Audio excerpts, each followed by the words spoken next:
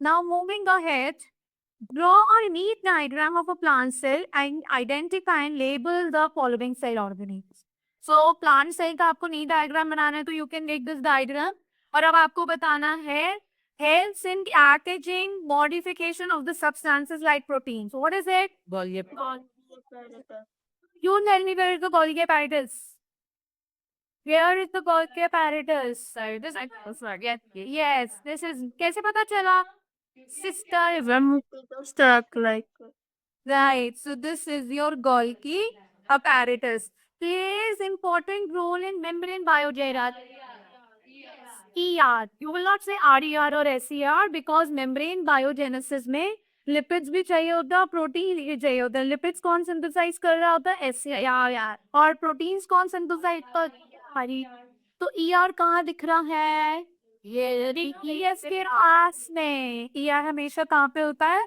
Nucleus के पास में होता है. तो these are the two parts that you have to label. Got it? You have to draw it. 3-marker question. Obviously, 1 mark for drawing the right diagram, 1 mark for giving identification, and half mark for the right location. तो teacher आपकी marking कैसे करेगा? 3 marks को teacher 1+1+1 में divide करेगा. 1 mark किस लिए?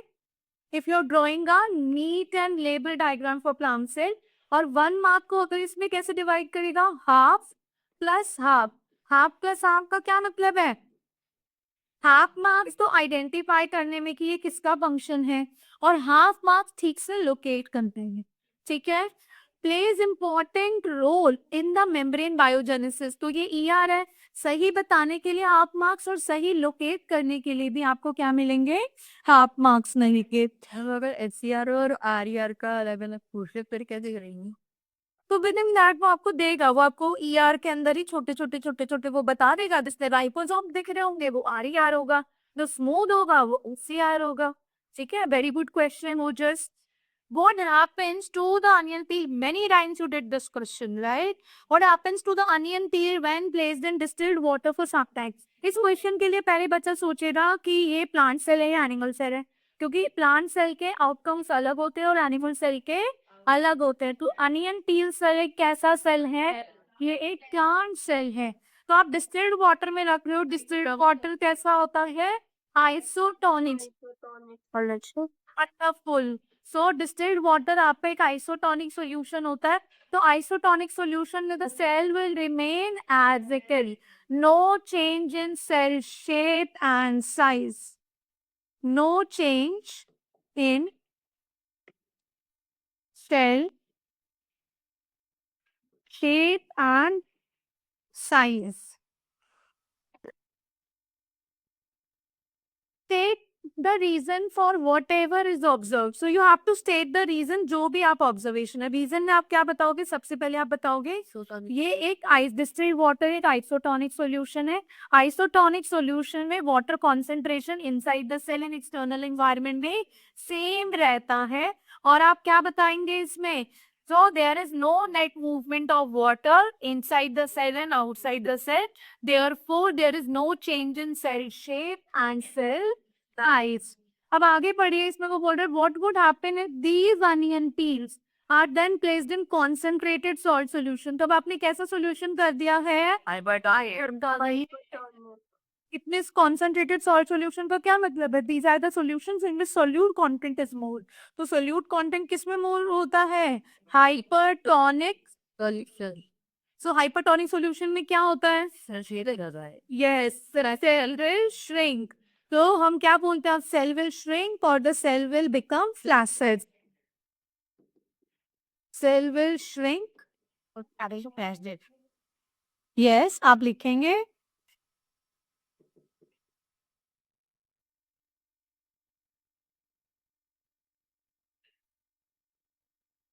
सो hypertonic solution में बेसिकली कौन सा प्रोसेस हो रहा है? एक्सोऑस्मोसिस, जिसकी वजह से सेल का साइज क्या हो जाएगा? रिड्यूस हो जाएगा, सेल श्रिंक हो जाएगा, या फिर सेल क्या हो जाएगा?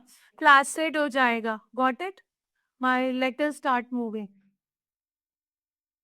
All right. Here children. So moving ahead. Now we are starting with, we are done with one section A, we are starting with chemistry. So the presence of nucleus in an atomic model was first proposed by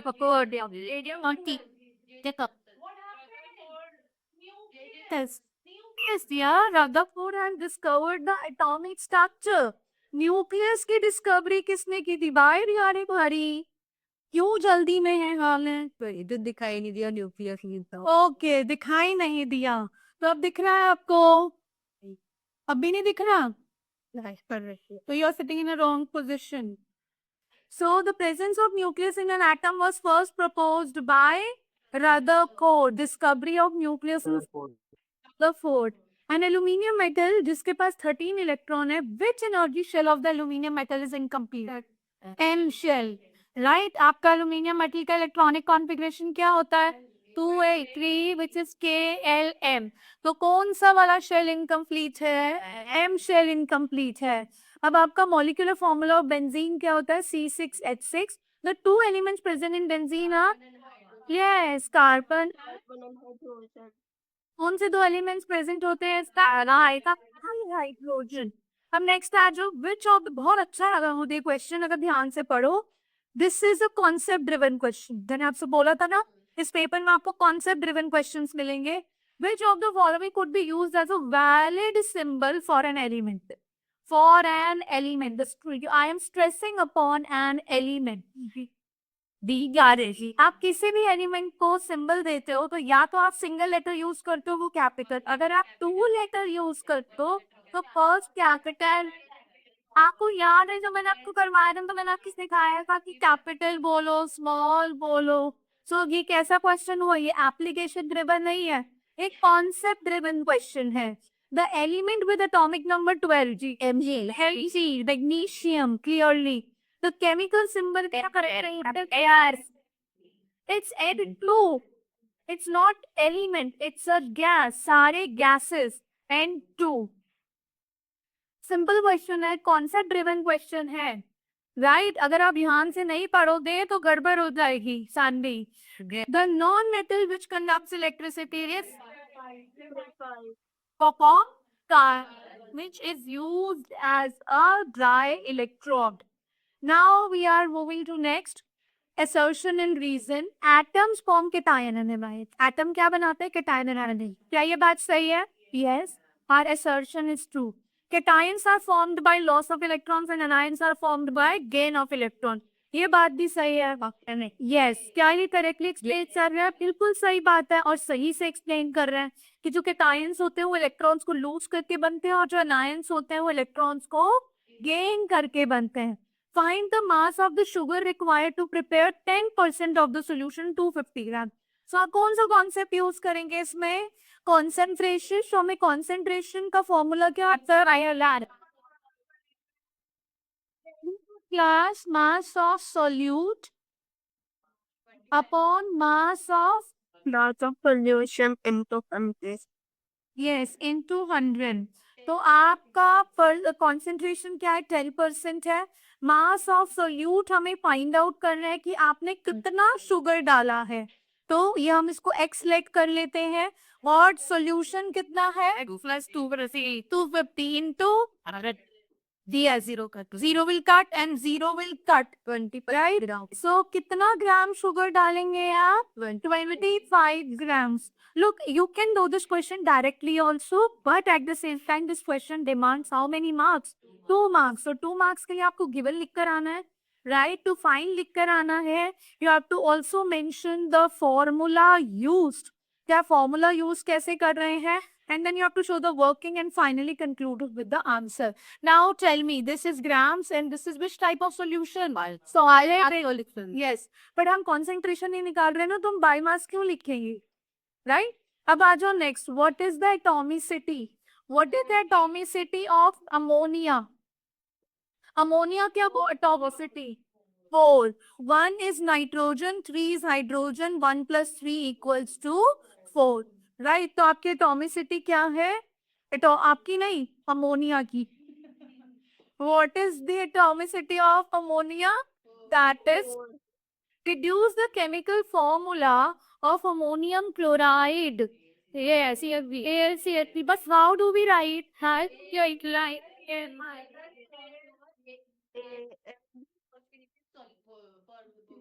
Cl minus. चलो मैं कर रही हूँ, तुम check कर लो. Be my teacher. Right? So here 3 plus Cl minus gives you AlCl, real Cl3. What is my risk AQ? I wrote it in power. I wrote it in power. So AlCl3. इसके लिए right? लिख देंगे aluminium chloride. Yes, इसके नीचे मोर 9 भी लिखते हैं. Very good. Aluminium chloride. Now next is calcium sulfate. So calcium की आएंगे फॉर्म क्या होती है? SO4 2 minus.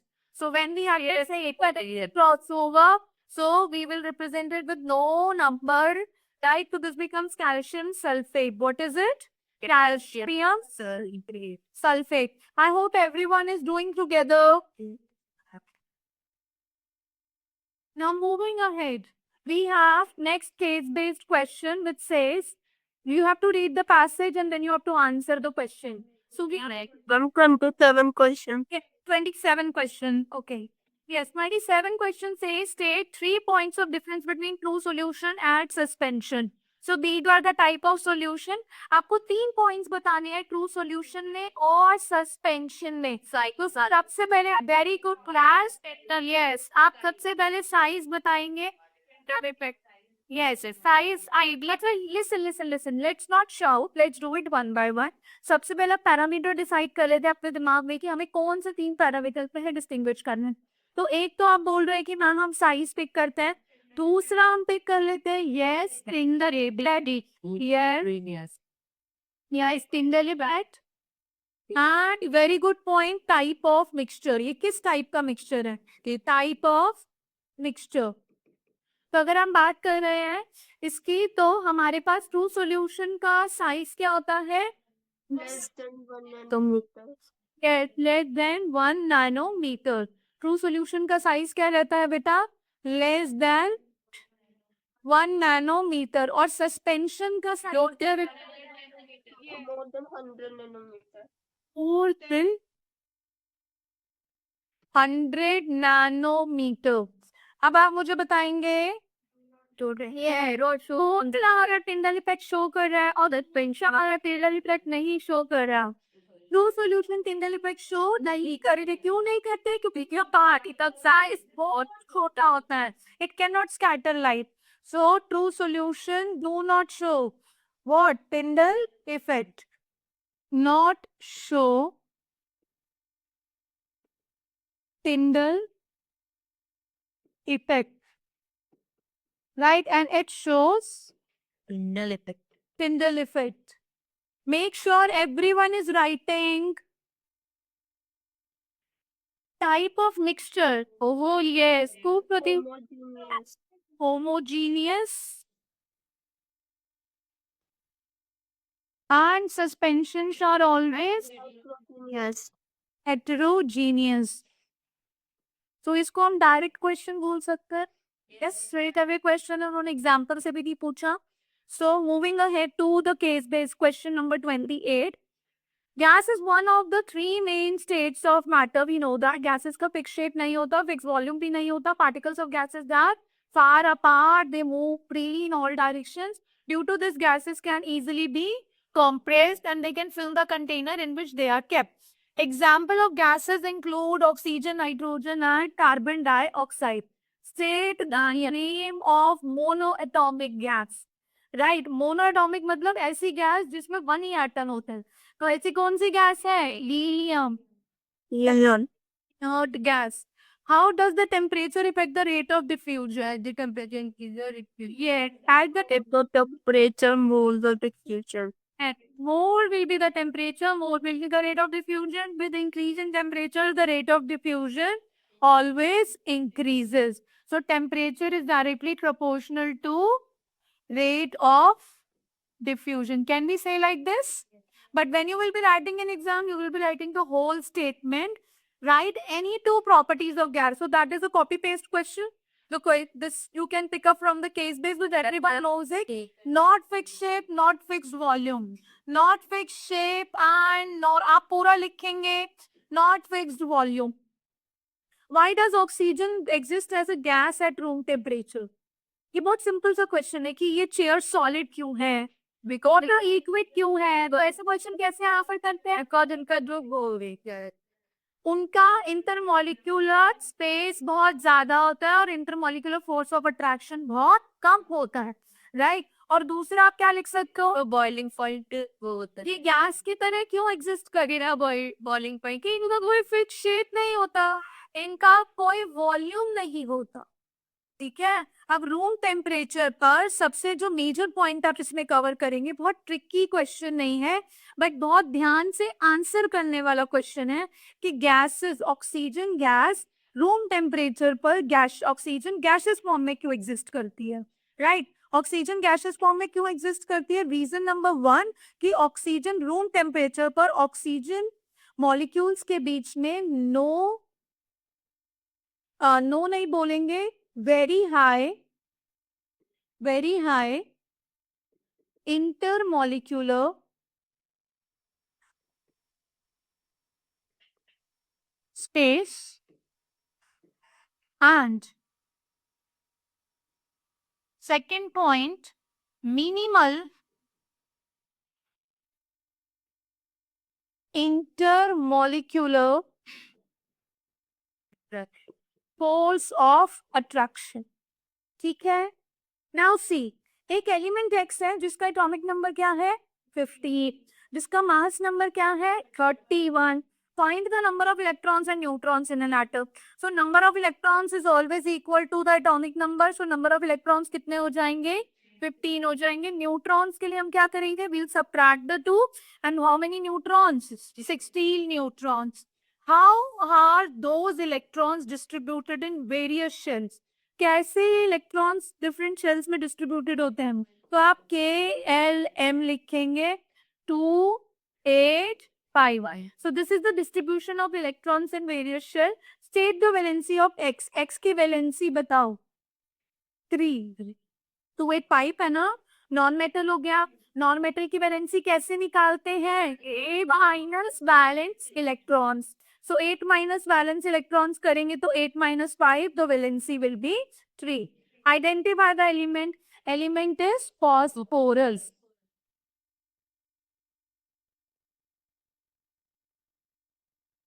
ठीक है, got it? बैठे रहने इधर.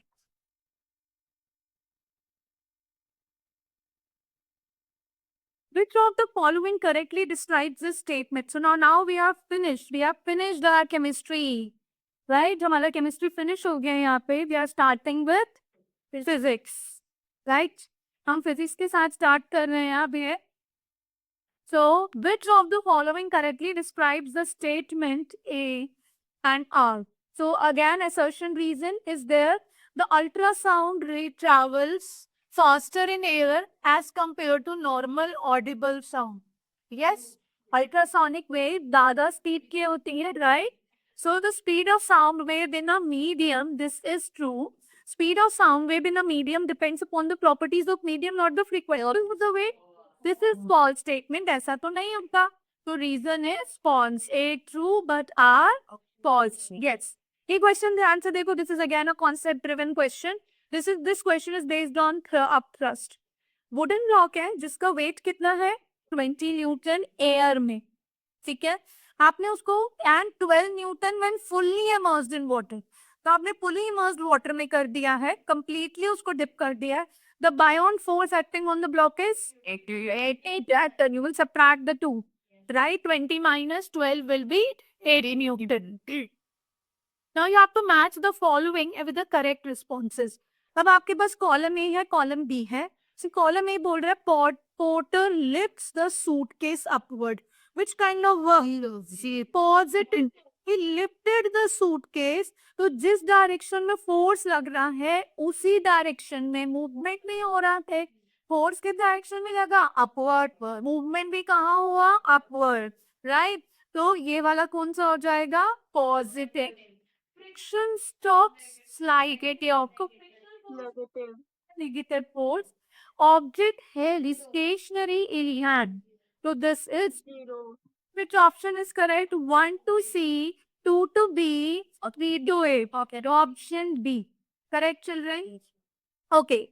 Now we are done with one marker question. Moving ahead to question number 33.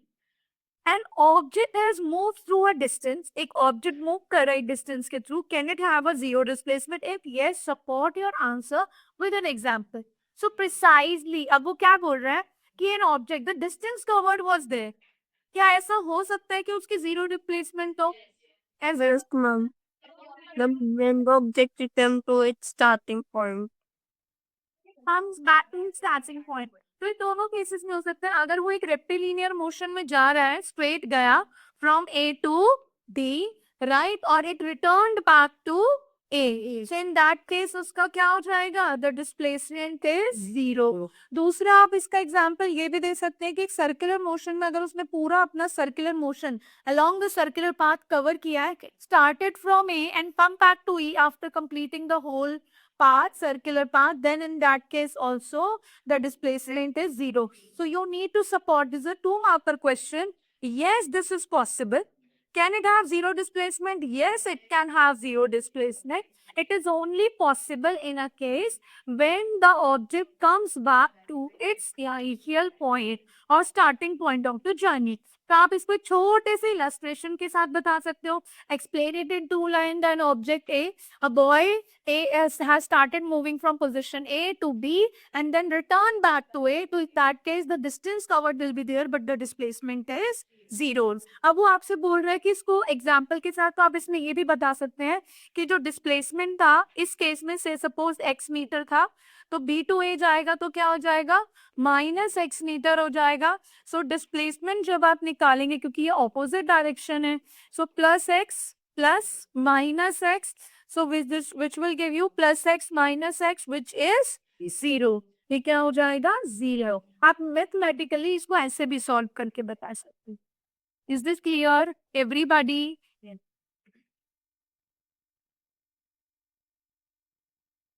Now a particle moves 2 quarters. देखो लैंग्वेज थोड़ा सा चेंज कर दिए. Particle moves 2 quarters. 2 quarter मतलब half circle or semicircle. A particle moves 2 quarter of a circle of radius 5 centimeter. What is the magnitude of its displacement and distance? तो उसने क्या किया उसके पास एक सर्कुलर पाथ था राइट उसके पास क्या था एक सर्कुलर पाथ था और उसने कितना मूव किया है यस उसने 2 क्वार्टर्स मूव किया. तो अगर आप क्वार्टर्स देखोगे तो क्वार्टर्स कैसे होते हैं बच्चा 1/4 ऑफ द सर्कल. क्वार्टर्स कितना होता है 1/4 of the circle. So 2 quarter means 1 quarter this and this.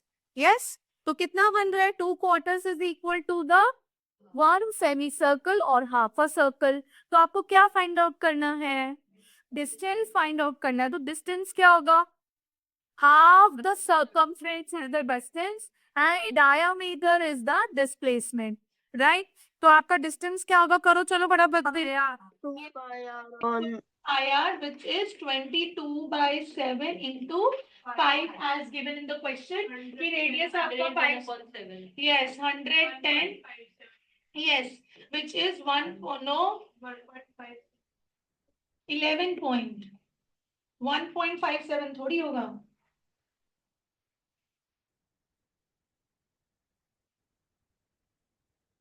7 times 1 is 7, right? So 11 minus 7 will be 4, 40. So this will be 15. 15 point, आपका 5 will be left 15.7. सेंटीमीटर और metre centimetre. अब अगर आप displacement की बात करते हैं yes 2r which is equal to 2 times 5 which is equal to 10 centimeter. Got it?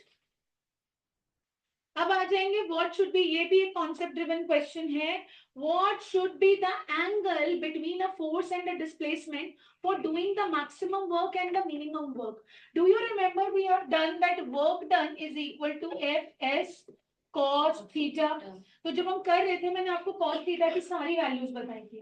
cos 90 क्या होता है 0. यस cos 90 और cos 0 क्या होता है 1. cos 0 क्या होता है 1. ठीक है, तो cos 90, तो वो बोल रहा है मैक्सिमम वर्क डन कब होगा और मिनिमम वर्क डन कब होगा। एंगल पूछ रहा है वो आपसे, angle between force and displacement. तो आपका फोर्स और डिस्प्लेसमेंट में क्या एंगल हो कि मैक्सिमम वर्क डन हो जाए, 0। Means the positive work done, जब आपका फोर्स और मोशन का डायरेक्शन सेम है, पॉजिटिव वर्क डन के केस में work done is maximum, and 90 right angle के केस में the work done is minimum. जो क्या हो जाता है, मिनिमम बात करेंगे तो वो वर्क डन नेगेटिव में भी हो जाता है, बट इसमें हम मैग्नीट्यूड नहीं देखते, तो मिनिमम वर्क डन के केस में हम 0 वाला लेंगे। ठीक है, कौन से वाला लेंगे, 0 वर्क डन। तो एक में एंगल क्या होगा यहाँ पे, 0 डिग्री, और यहाँ पे एंगल क्या होगा आपका, 90 डिग्री। और आप इसको एक्सप्लेन कैसे करेंगे, you will explain with respect to this formula, जहां पर आप लिखेंगे कि जो cos थीटा है वो क्या है, मैक्सिमम वाले केस में what is the cos theta, cos theta in maximum case is 0 degree, क्योंकि क्या वैल्यू है इसकी, 1। तो जितना मैग्नीट्यूड होगा आपका फोर्स और डिस्टेंस का वो पूरा पूरा आ जाएगा, सो मैक्सिमम वैल्यू आ जाएगी। और इसके केस में 90, तो ये जितना भी होगा वो क्या कर देगा, ये रिड्यूस कर देगा। क्या कर देगा बेटा, रिड्यूस कर देगा। Is this clear everyone? Now moving ahead, state the Newton's universal law of gravitation. So statement is very much clear.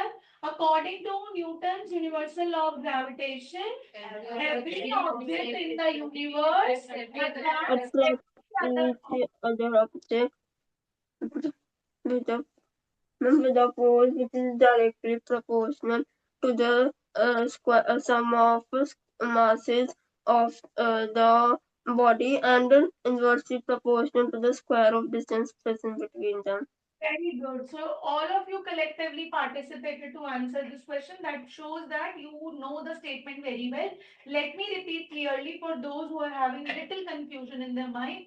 Universal law of gravitation, Newton's universal law of gravitation states that every object in the universe attracts every other object in the universe with a force which is directly proportional to the product of the masses of two objects and inversely proportional to the square of the distance between the two objects. Does the apple attract the earth? Yes. Yes. If so, why don't we see the earth moving towards an apple?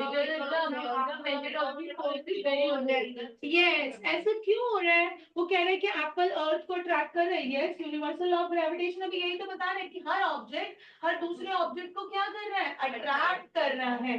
But ऐसा अगर अर्थ Apple अर्थ को attract कर रहा है तो हम अर्थ को Apple की तरफ मूव करता हुआ क्यों नहीं देखते? ऐसा कैसे बताओगे आप? You will use which formula?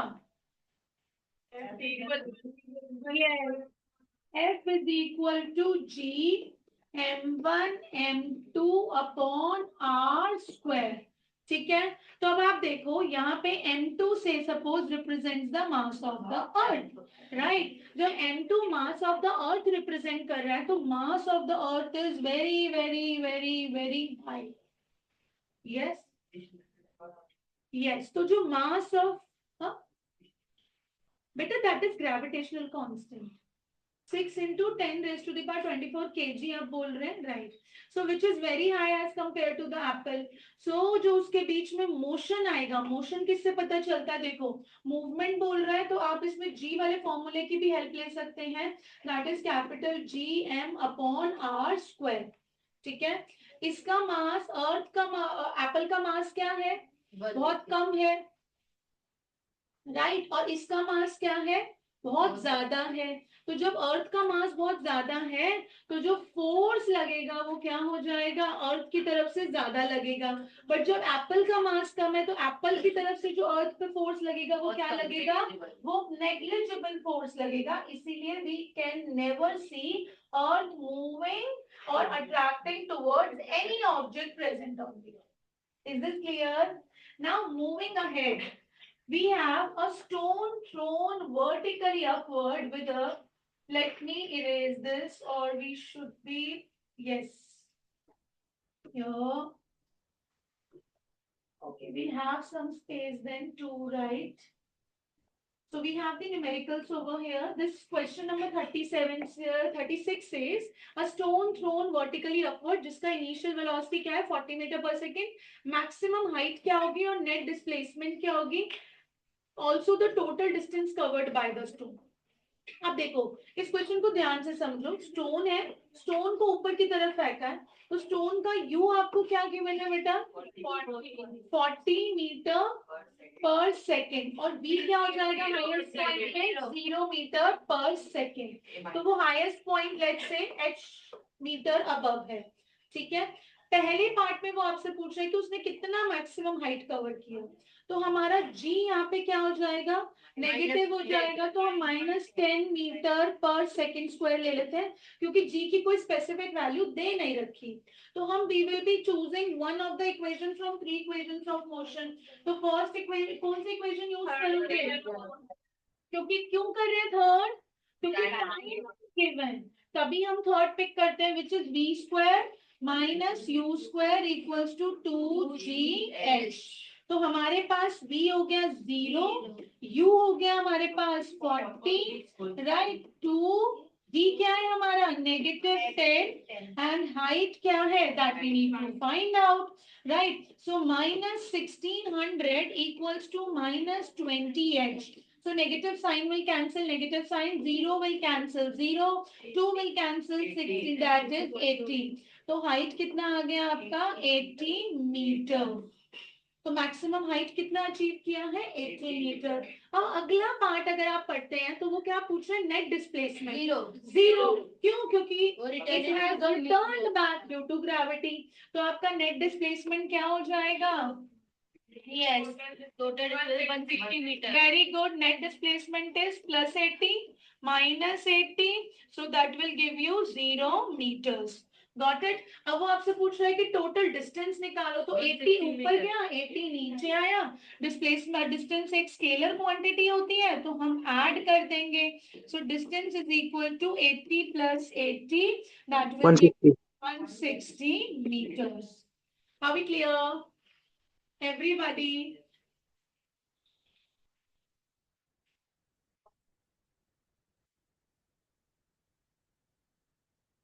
Now we have to do question number 37. We will be doing both the parts. We are very close. We are doing it with lot of speed, right?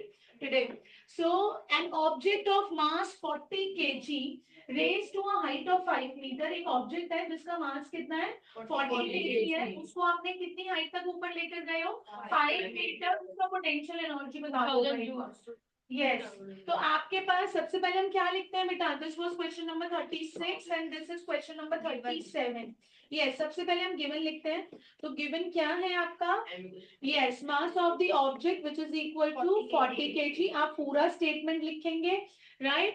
Height of the object which is equal to 5 metre, उसका potential energy वो पूछ रहा है, yes, तो potential energy कैसे निकलता है, yes, तो potential energy is equal to m into g into h, तो m कितना है आपका 40, g आप क्या लेंगे, यस, अपवर्ड है ना, yes, very good, that is -10 और हाइट आपका कितना है 5 meters, so which is equal to -2000 joules, so this is your potential energy। अब वो बोल रहे हैं the object is allowed to fall, find its potential energy when it is halfway down, तो halfway down में क्या कर दोगे, हाफ कर देंगे, हाफ कर, yes, तो potential, यस, पोटेंशियल एनर्जी और काइनेटिक एनर्जी मिड वे में क्या हो जाते हैं, इक्वलाइज हो जाते हैं, so potential energy is equal, potential energy half way is equal to kinetic energy half way which is equal to half of maximum potential energy, so that is half of 2000 which is equal to 1000 joules, yes, got it, understood। Now what is the power of the body, is the rate of work done, yes, rate of doing work is known as power of a body, so it is very important, जब भी आपसे definition पूछी जाती है, so you need to give the formula in SI unit along, so what is the power of a body, power of a body is rate of doing work. Rate of doing work is known as power of a body. So power को आप कैसे फॉर्मूले में लिखेंगे? W upon T और it is E upon T, energy consumed upon time taken. SI unit क्या mention करेंगे? सिद्धार्थ लिखेंगे साथ साथ बेटा, which is SI unit is what? Now you have to define one watt. तो जब भी हमें कोई ऐसा यूनिट डिफाइन करनी होती है तो वो हम कैसे करते हैं भाई? Always with the help of formula. So when 1 joule of work is done in 1 second, that is 1 watt of power. When 1 joule of energy is consumed in 1 second, that is 1 watt of power. So you will use the formula. अब आपके पास एक numerical है इस पे, इसके behalf पर, so let's do that numerical too. So numerical क्या बोल रहा है आपको? I will be using left side of my board to do this numerical. And electric heater है जिसका power rating क्या given है बेटा? 15 watt. How much energy does it use in hours? तो आप एक commercial unit ले रहे हो 1500 watt, क्योंकि time किस में है? Hours में है. तो आप watt को किस में change कर दोगे? किलोवाट में change कर दोगे by dividing it in by 1000. तो आपके पास power कितनी है? This is 37 C part और का, ठीक है? आपके पास पावर है which is equal to 1500 watt. बेटा करके दिखाना होता है. So that is equal to 1.5 kilowatt. आपका टाइम क्या गिवन है आपको? 10 hours गिवन है. और आपसे क्या पूछ रहा है वो? एनर्जी पूछ रहा है. तो एनर्जी क्या होता है? Power into time. So that is 1.5 into 10, which is equal to 15 kilowatt hour. तो हम इसको क्या बोलते हैं? 15 units. क्या बोलते हैं बेटा?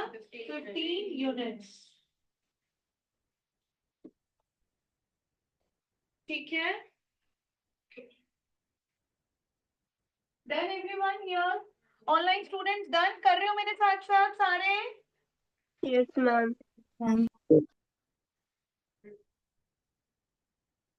Now we have, this is again a concept driven question. ये भी एक concept driven question है जिसमें अगर आपका concept clear है तो आप अच्छे से आंसर करोगे. ये पूरा question ग्राफ्स को लेके पूछा गया. कोई ग्राफ नहीं बनवा रहे, कुछ नहीं कर रहे हैं, बट आपसे ग्राफ से रिलेटेड सारे कॉन्सेप्ट पूछ रहे हैं. And this is a case based case study. ठीक है? A school bus travels from a point A to B with the following motion. It starts from rest at A. तो school bus कहां से कहां travel कर गई? A to B. Split करो question को. It starts from rest position, rest से वो कहां गई? A. फिर एक्सेलरेट किया यूनिफॉर्मली एक्सेलरेट किया किस स्पीड के साथ? 36 kilometre per hour in 10 seconds. So 36 kilometer per hour is nothing but 10 meter per second. Yes or no? Yes. This is 10 meter per second. अब वो बोल रहा है maintains this constant speed for next 20 seconds. तो उसके 10 minute next 20 second के लिए उसकी स्पीड कैसी थी? कांस्टेंट थी. पहले उसने रेस्ट से स्टार्ट किया, फिर यूनिफॉर्मली एक्सेलरेट किया, कुछ ऐसा सा होगा ना. उसने रेस्ट से स्टार्ट किया, ठीक है, यूनिफॉर्मली एक्सेलरेट किया, फिर 20 सेकंड के लिए कांस्टेंट स्पीड के साथ चला. ऐसा सही कुछ सिनेरियो नजर आ रहा है हमें. आगे फिर वो क्या बोल रहे हैं? उसने 20 सेकंड तक ये स्पीड मेंटेन करा and then decelerates uniformly to stop at B after 5 second. और 5 सेकंड में उसको वापस से रेस्ट पे आ गया क्योंकि स्टॉप कर गया वो. तो ये ए पोजीशन थी और ये बी पोजीशन थी. अब वो क्या बोल रहा है आपसे? The distance A B is 1 kilometre. तो ये वाला डिस्टेंस कितना आपको गिवन है? 1 kilometer. Students analyze distance time and velocity time graphs plotted for this journey. Now on the distance time graph, the correct shape of bus motion from A to B is, क्या होगी correct shape? क्या ये सिर्फ एक straight line with increasing slope है throughout? क्या ऐसा हुआ है? No, ma'am. This is wrong. Parabolic curve है throughout? No, ऐसा भी नहीं है. Straight line parabolic segments आएंगे with different slope या horizontal line followed by? No, horizontal line कहाँ है बेटा? Vertical drop बोल रहा है. ये vertical progression है, ये dropping है. तो इसका आंसर क्या है? C. Are you getting? Yes. Straight line भी आएंगे, पैराबोलिक सेगमेंट्स आएंगे और सबके डिफरेंट डिफरेंट स्लोप होंगे। इसका स्लोप पॉजिटिव होगा, इसका स्लोप 0 होगा और इसका स्लोप नेगेटिव होगा। यस और नो? क्योंकि यहाँ पे स्पीड, ये कौन सा ग्राफ है? डिस्टेंस और टाइम ग्राफ। तो यहाँ पे स्पीड क्या हो रही है? इंक्रीज कर रही है। यहाँ पर स्पीड क्या कर रही है? डिक्रीज कर रही है। और यहाँ पे स्पीड कांस्टेंट है, राइट? तो एक्सेलरेशन क्या हो जाएगी? यहाँ पे 0 हो जाएगी। बिल्कुल simple. horizontal line followed by, अच्छा this we have done.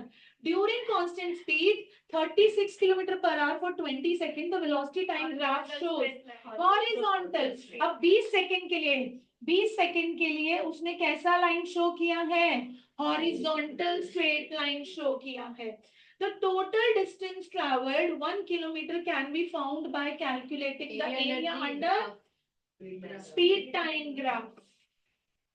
Distance किसके अंडर कैलकुलेट करते हैं? Speed time. डिस्टेंस क्या होता है? देखो, स्पीड इनटू टाइम, ठीक है। अब ये बात एक ध्यान रखना, आगे भी काम आएगी। शायद मैंने आपको पीछे भी बताई थी कि जो भी आपका एक्स और वाई एक्सेस को क्वांटिटी को मल्टीप्लाई करके आता है, वो हमेशा area under the curve find out करके मिलता है। तो अगर आप स्पीड टाइम ग्राफ बना रहे हो तो स्पीड टाइम ग्राफ का अंडर कर्व क्या देगा आपको? डिस्टेंस, ठीक है। और अगर आप वेलोसिटी टाइम ग्राफ बना रहे हो, उसका अंडर कर्व क्या देगा आपको? डिस्प्लेसमेंट देगा। और अगर आप डिस्टेंस टाइम ग्राफ बना रहे हो तो उसका अंडर कर्व क्या देगा आपको? स्पीड देगा। Is this clear? Now the acceleration during initial 10 seconds can be found from velocity time graph. Slope under of the straight line, area under the curve, horizontal distance or vertical intercept. Acceleration during initial 10 seconds, पहले 10 seconds में body ने क्या किया था? बस ने accelerate किया था। तो इनिशियल 10 सेकेंड्स में जो एक्सेलरेशन था can be found from the velocity time graph. क्या ये बात सही है? यस। अब velocity time graph is slope of straight line segment, area under the curve, horizontal line या vertical intercept? horizontal distance. Oh, beta ji. First 10 seconds. So this is slope of straight line segment. Slope of straight line segment. अगर आपके पास velocity time graph है, उसका slope से आपको क्या मिलता है? क्या मिलता है? Acceleration. Velocity time graph का slope आपको क्या देता है? Acceleration.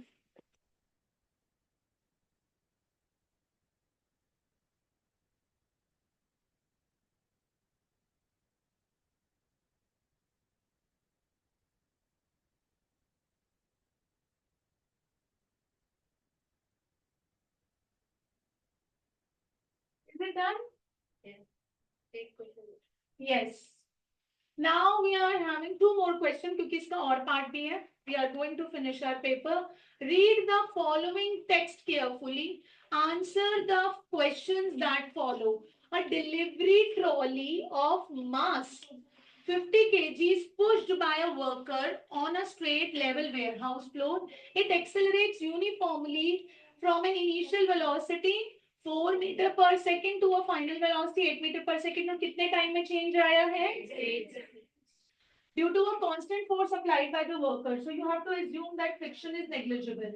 तो ऑलमोस्ट फ्रिक्शन का कोई इफेक्ट नहीं है। आपको ये सिचुएशन यूज करनी है और ये क्वेश्चंस को आंसर करना है। तो questions are very simple. You have to define momentum. So momentum It क्या is the होता है? product of mass and velocity. Good. So momentum is a product of mass and velocity. इसका SI unit क्या होता है बेटा? Yes, kg metre पर second. kg किसका है? मास का. और मीटर पर सेकेंड किसका है? वेलोसिटी का. Calculate the initial and the final momentum of the object. So आपका initial momentum क्या आएगा? m into initial. You will write the given part. I'm just showing you the working. Everyone is supposed to write the given part. So what is the mass of the object? 50 kg, right? What is its initial velocity, beta? 4 meter per second. So that is 200 kg meter per second. और आपको final momentum भी वो निकालने को बोल रहा है. That is m into v, which is 50 into 8, which is 400 kg meter per second. अब वो बोल रहा है calculate the find the magnitude of the force exerted by the object. So force के लिए आपको क्या चाहिए होता है? What is force? Rate of change of momentum. Yes और no? So change in momentum आप निकाल सकते हैं. जरूरी नहीं आप m into a निकालो, क्योंकि a के लिए आपको अलग से एफर्ट्स करने पड़ेंगे. तो आप फोर्स कैसे निकाल सकते हो? कैसे निकालोगे force? Yes, rate of change of mv minus mu upon t. Rate of change of momentum है ना, अपॉन t. राइट. mv की वैल्यू क्या है आपकी बेटा? 400. mu की वैल्यू क्या है? 200. और टाइम आपको गिवन क्या है? 8.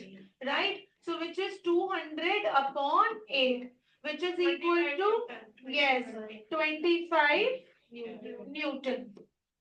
So you need not to go for F equals to m into a. You can use the derivation initial steps to do this directly. Got it, children? Now moving ahead to the very last question in the OR part, which is on chapter sound. From this paper, in the empty school auditorium, school notices that hand clap produces a distance echo after 0.6 seconds, while speech sound reverberated and unclear. We always know that reverberations are noisy and unclear, right? When many students spoke simultaneously, the auditorium walls are concrete and the floor is tiled. The school installs sound absorbing curtains and carpets, after which claps produce only faint reverberations with no clear echo. Now, calculate the distance between the clapping sound and the nearest wall, that the speed is. तो clapping sound मतलब ये क्या produce कर रहा है? Echo. तो अगर यहाँ पे clapping हो रही है, तो आपका क्या बना बताना है? Distance. तो यहाँ से echo is the reflection of sound. ठीक है, तो स्पीड आपको गिवन है और कितना टाइम लग रहा है? 0.6 seconds. 100. Yes, a distinct echo after 0.6 seconds. तो आपका हाफ करोगे पहले टाइम, राइट? क्योंकि डिस्टेंस टाइम आपको डबल 0.6 सेकंड मतलब जाने का और रिफ्लेक्ट होके वापस आने का टाइम है. तो टाइम हम हमेशा रिड्यूस टू हाफ करते हैं, तो 0.6 upon 2 which is equal to 0.3 seconds. ठीक है, ये क्या हो जाएगा? 0.3 सेकेंड्स हो जाएगा. हमें डिस्टेंस निकालना है, तो डिस्टेंस क्या होगा बेटा? Yes, speed into time. तो स्पीड क्या है हमारी? डिस्टेंस हमें निकालना है. स्पीड क्या है हमारी? 340 और टाइम क्या है हमारा? 0.3. सो 34 times 3 will be 12, 9 and 10, 102 meters. Got it? अब वो क्या बोल रहा है? How do you install? How do installed curtains and carpet solve the problem of reverberation? Yes, curtains and the carpets both are what? They are the sound absorbers. So they do not, they disrupt. What do? They disrupt the reverberations or the multiple reflections of sound. ये disrupt कर देंगे, and these are the sound absorbing materials. Yes, these are the sound absorbing materials. Explain their working. You have already told. What do? They disrupt. लिखेंगे ये word. Disrupt the multiple reverberations.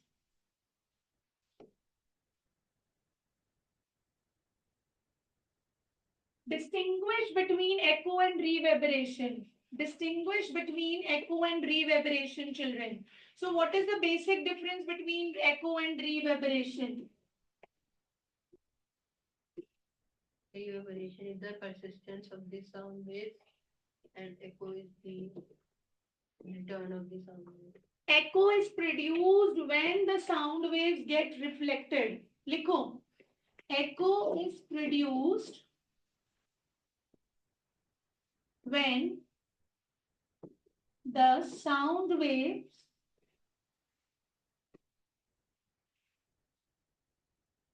get reflected. And reverberation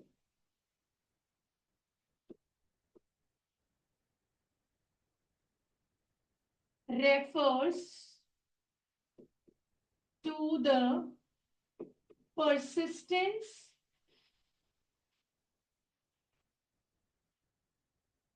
of sound waves due to multiple reflections. ठीक है बेटा?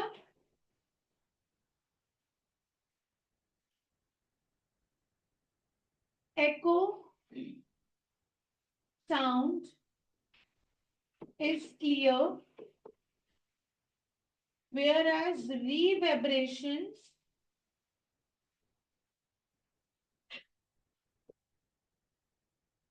are the distorted sound waves. ठीक है?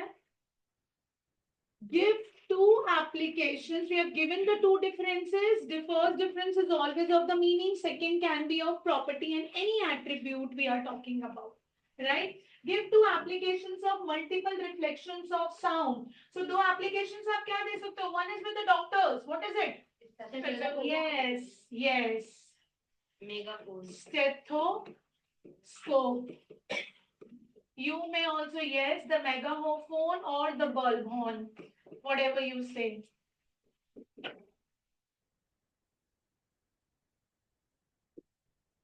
And concave boards, multiple reflections takes place over the stage of the auditoriums. Placement of concave boards over the auditorium. Cardiography. Yes. All right, children. So with this, we have finished the whole paper of DLF today.